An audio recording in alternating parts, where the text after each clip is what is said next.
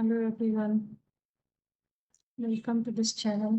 बात कर रहे थे हम लोग रिसोर्सेज की, और रिसोर्सेज में हम लोगों ने कृषि के बारे में चर्चा की। उससे पहले प्राकृतिक संसाधन क्या होते हैं उसके बारे में बात की।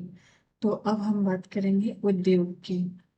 उद्योग बहुत इम्पोर्टेंट है और किस तरह से ये प्राकृतिक संसाधनों को मनुष्य के ज़्यादा काम के लायक बनाता है।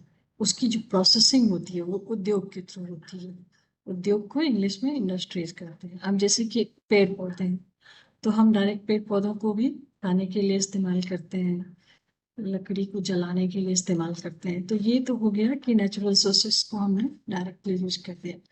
लेकिन अब जो बांस है उसको हम डायरेक्ट यूज करने के बदले उसको हम लुगदी बना के उसका पेपर बनाते हैं। पेपर बनाकर फिर हम उसको लिखने के काम आते हैं। तो ये प्रोसेसिंग जो है वो इंडस्ट्रीज के थ्रू होती है, उद्योग के थ्रू होती है। और उसके बाद जब वो पेपर बन जाता है तो उसके बाद वो मार्केट जाता है, मार्केट में बिकता है। फिर उसको स्टूडेंट्स, प्रेस, या जिसको भी जरूरत है, ऑफिसर्स, ये सब उसको खरीदते हैं। और तब जाके ये एंड में कंज्यूमर के हाथ में, या जो उपयोग करता है उसके हाथ में पहुंचती है। तो ये सारी जो प्रोसेस है उसमें कई सारे उद्योग हैं। पहला तो एक लकड़ी काटने का उद्योग हुआ, कि जो लकड़ी काट कर जमा करता है और फैक्ट्रीज तक पहुंचाता है। उस फैक्ट्री में जहाँ पे वो कागज की लुगदी से, मतलब लकड़ी से लुगदी और पेपर में कन्वर्ट होता है, कागज में कन्वर्ट होता है। फिर उस कागज से कॉपी बनाने वाले जो है वो एक नया उद्योग है। वो उद्योग वाले जो है उस कॉपी के लिए पेपर को खरीदेंगे, फिर वो उसकी बाइंडिंग करेंगे। बाइंडिंग करने का काम अलग बंदा करता है। फिर उसको अलग अलग कंपनीज जो है उसमें अपना लोगो प्रिंट करेंगे, और उसके बाद वो मार्केट में जाएगा। मार्केट में जाने के लिए भी वो परिवहन यूज करेंगे, वो एक परिवहन उद्योग हो गया। मतलब तरह तरह के प्रोसेस हैं इसमें, और उस प्रोसेस के थ्रू लोग अर्न कर रहे हैं। तो एक ही चीज से काफी लोग अर्न कर रहे हैं। और ये सारी प्रक्रिया जो है उद्योग के अंदर आती है।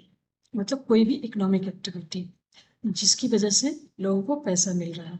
सेम चीज का बस रूप बदल रहा है, परिमार्जित हो रहा है, बेटर हो रहा है, और लोगों के ज्यादा काम आ जाएगा। ठीक है।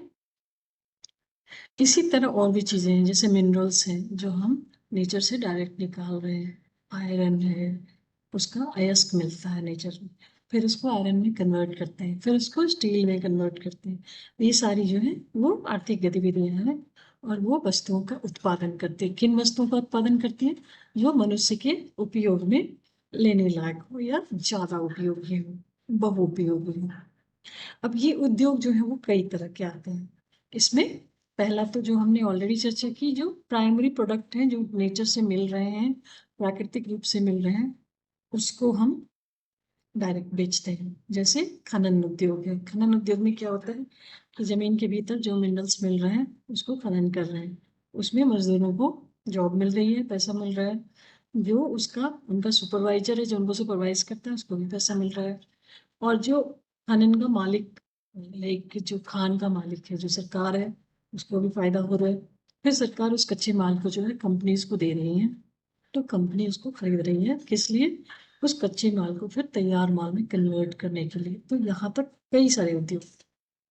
तो एक माल क्या है और आकार क्या है और स्वामित्व क्या है, इसके आधार पर कई तरह से उद्योगों का वर्गीकरण किया जा सकता है। तो कच्चा माल, जैसे एग्रीकल्चर में जितना भी प्रोड्यूस होता है वो एकदम रॉ प्रोडक्ट है, डायरेक्ट नेचर से पाया हुआ, और वो कच्चे माल पर है। खनिज, जो खनन उद्योग है वो कच्चे माल पर। समुद्र से नमक वगैरह जिसे लेते हैं वो कच्चा माल है। और जंगल से लकड़ियां लेना, ये कच्चा माल होगा। उसी तरह कृषि आधारित है, जो कृषि में जो भी एग्रीकल्चर प्रोडक्ट्स हैं उसको यूज करना, लाइक पेड़ पौधों से उनके फल, फूल, लकड़ियां, ये सब लेना। और जानवरों से चमड़ा लेना, दूध लेना, ये सब जो है कृषि आधारित उद्योग करते हैं। क्योंकि कृषक जो है खेती के साथ साथ जानवर भी पालते हैं, पेड़ पौधे उनके पास होते हैं। खाद्य संसाधन, वनस्पति तेल, सूती वस्त्र, डेयरी उत्पाद, चर्म उद्योग, ये सब जो है प्राइमरी प्रोडक्ट्स के रूप में उनका वस्तु का उत्पादन करते हैं, तो वो कृषि आधारित उद्योग है। फिर खनिज आधारित जो है, जिसमें कच्चे माल के रूप में खनिज संसाधन होते हैं। अब इसमें जो है खनिज संसाधन को कच्चे माल के रूप में यूज करके फिर दूसरी चीजें बनाई जाती है, जैसे भारी मशीन बनता है, कंस्ट्रक्शन मटेरियल बनता है, रेल के डब्बे बनते हैं। तो ये सब खनिज आधारित उद्योग है, लेकिन उसका प्रोसेसिंग करते हैं। दूसरा जो है वन आधारित उद्योग है। वन आधारित उद्योग क्या है? जंगल से जो लकड़ियां लेते हैं या फर्नीचर बनाने का काम करते हैं, या जड़ी बूटी जिसका मेडिसिन के रूप में यूज होता है, और पेपर उद्योग, ये सब जो है वो वन आधारित है।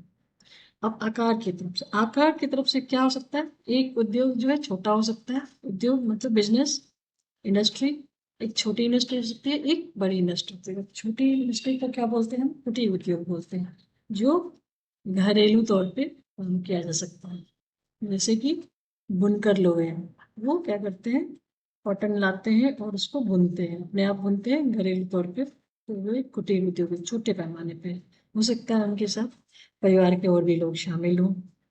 जैसे मिट्टी का बर्तन बनाने वाला कुम्हार है, तो वो भी बना रहा है, उसकी वाइफ भी बना रही है, उसके बच्चे भी बना रहे हैं, फिर भी वो छोटा ही कहलाएगा, इसलिए वो कुटीर उद्योग है। इसी तरह ये जो छोटे उद्योग है, उसमें कम पूंजी इस्तेमाल होती है, उसमें हाथ का काम ज्यादा है।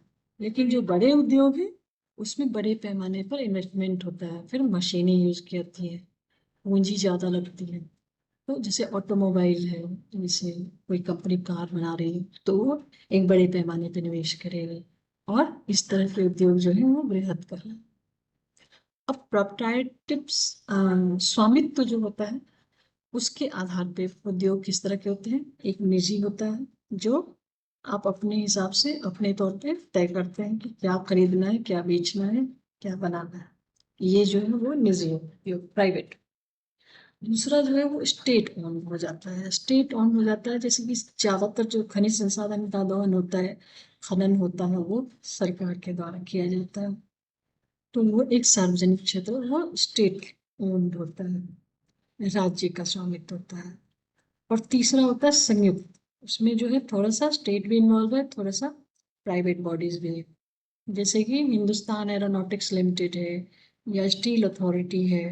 ये सब जो है सार्वजनिक क्षेत्र के उद्योग हैं। और संयुक्त क्षेत्र के उद्योग में क्या है?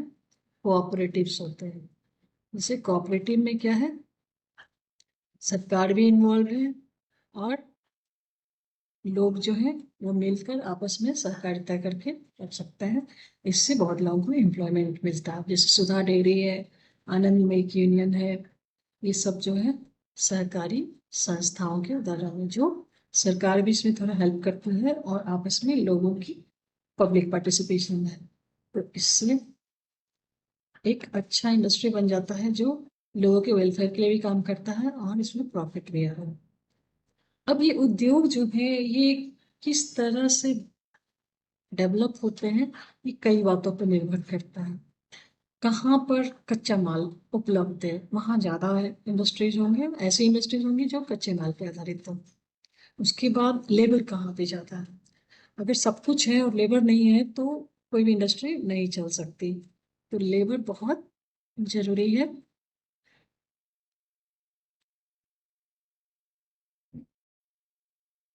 लेबर के अलावा पूंजी चाहिए, क्योंकि बिना पूंजी के कुछ भी नहीं हो सकता। ना फैक्ट्री बैठेगी, ना माल आएगा, ना मशीनें खरीदी जाएंगी, ना ट्रांसपोर्ट हो पाएगा। और इस ये सब चीजें अगर आपके पास हैं, कच्चा माल भी है, पूंजी भी है, तो लेबर फोर्स भी जहाँ पर अवेलेबल है, उसके अलावा भी बहुत चीजें चाहिए। पहले तो लैंड चाहिए फैक्ट्री स्टैब्लिश करने के लिए। उसके बाद वहाँ पे बिजली होनी चाहिए, क्योंकि मशीनें जो है ऐसे तो चलेंगी नहीं।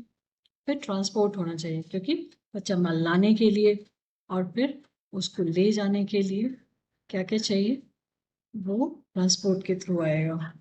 लेबर भी जो है जरूरी नहीं है कि फैक्ट्री के बिल्कुल नज़दीक में ही रहे, तो वो भी ट्रांसपोर्ट का इस्तेमाल करते हैं। ये सब चीज़ें होने के साथ साथ कम्युनिकेशन चाहिए। वहाँ पे फोन होना चाहिए, इंटरनेट होना चाहिए, तभी जो है कोई भी फैक्ट्री जो है सुचारू रूप से चलेगा, उद्योग जो है चल पाए। अब ये सब होने के बाद जो है तैयार माल बेचने के लिए मार्केट भी नजदीक में होना चाहिए।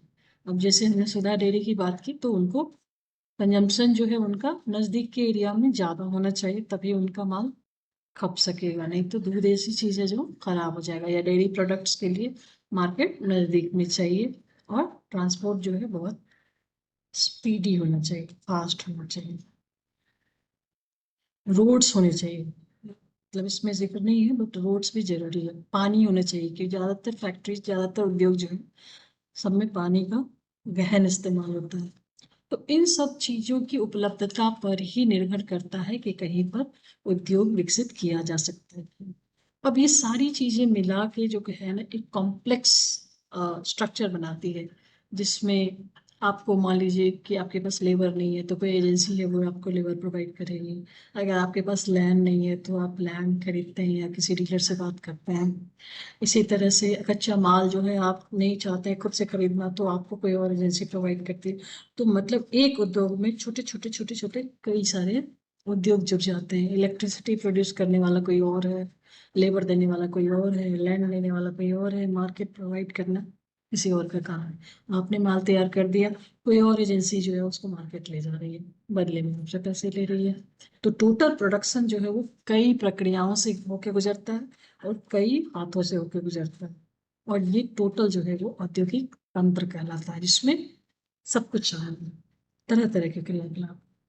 जो एक प्रोसेसिंग है, जो कच्चे माल को तैयार माल, दूसरा जो है उसकी पैकेजिंग कर रहा है, तीसरा जो है उसको ट्रांसपोर्ट कर रहा है, चौथा उसको मार्केट तक ले जा रहा है। और इन सब में हर कोई अर्न कर रहा है। जैसे सूती वस्त्र होती होगी, उसमें कपास कोई पैदा कर रहा है, वो किसान है, अब उसमें लेबर लग रहा है। उसके बाद कारखाना बन रहा है जहाँ पे कपड़े बनेंगे, और वो कपड़े बने हुए जो हैं उनको फिर मार्केट तक पहुंचाने के लिए ट्रांसपोर्ट का इस्तेमाल होगा। अब उसमें ट्रांसपोर्ट जो है उसको मार्केट तक डायरेक्ट नहीं ले जाएगा, उससे पहले उसकी कटाई होगी, कपड़े की बुनाई होगी, रंगाई होगी। और हाँ, जस्ट कौन पे हो तुम?